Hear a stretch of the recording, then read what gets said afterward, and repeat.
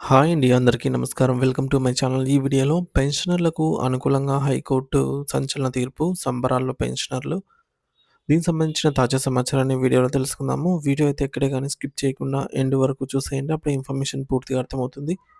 అలాగే వీడియో చూస్తున్న ప్రతి ఒక్కరు వీడియోకి లైక్ చేయండి ఫ్రెండ్స్. ఈ వీడియోని తోటి పెన్షనర్ మిత్రులతో అయితే షేర్ చేయండి. కొత్తగా మన ఛానల్ చూస్తున్నవారు ఇంకా ఎవరైనా సబ్స్క్రైబ్ చేసుకున్నట్లయితే వెంటనే మన ఛానల్‌ని సబ్స్క్రైబ్ చేసుకోండి.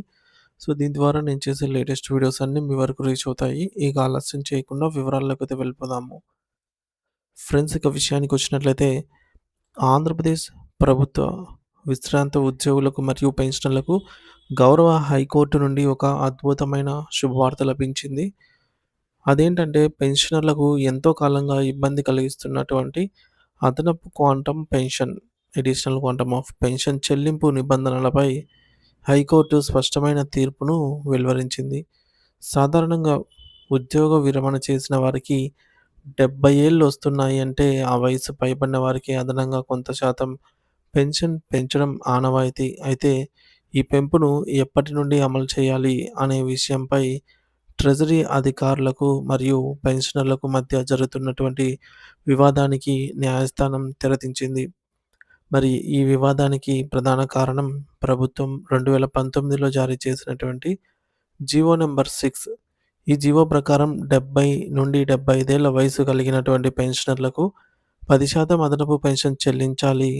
అయితే ట్రెజరీ అధికారులు దీనిని తమకు అనుకూలంగా అర్థం చేసుకొని ఆహ్, పెన్షనర్లకు 70 ఏళ్ళు పూర్తిగా నిండి 71వ ఏట ప్రవేశించినప్పుడు మాత్రమే ఇస్తామని మెలికపెడుతున్నారు.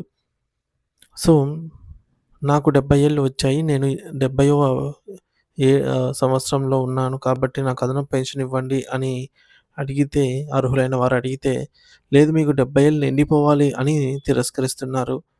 దీనివల్ల వృద్ధాప్యంలో ఉన్న పెన్షనర్స్ ఆర్థికంగా నష్టపోతున్నారు. ఈ అన్యాయాన్ని ప్రశ్నిస్తూ విశాఖపట్నానికి చెందినటువంటి రిటైర్డ్ తహసీల్దార్ శ్రీ అప్పారావు గారు హైకోర్టును ఆశ్రయించారు. ఈ యొక్క కేసు విచారించినటువంటి హైకోర్టు న్యాయమూర్తి జస్టిస్ నయనాల జయసూర్య గారు పెన్షనర్ల పక్షాన నిలిచారు.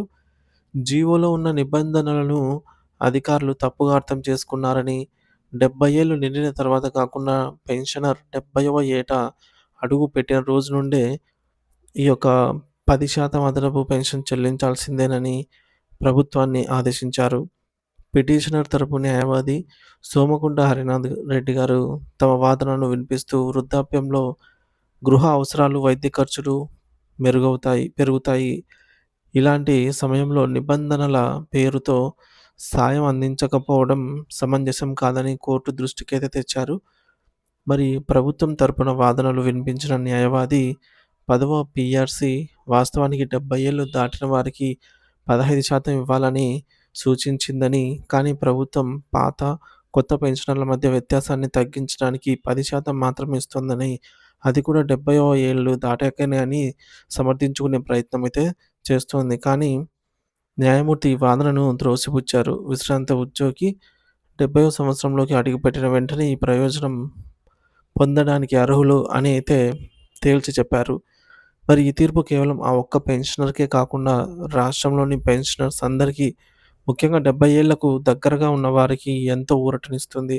ఎందుకంటే ఇది 10వ పీఆర్సీకి సంబంధించిన కేసు అయినప్పటికీ దీని ప్రభావం ప్రస్తుతం అమలవుతున్నటువంటి కొత్త పీఆర్సీ మీద కూడా ఉంటుంది.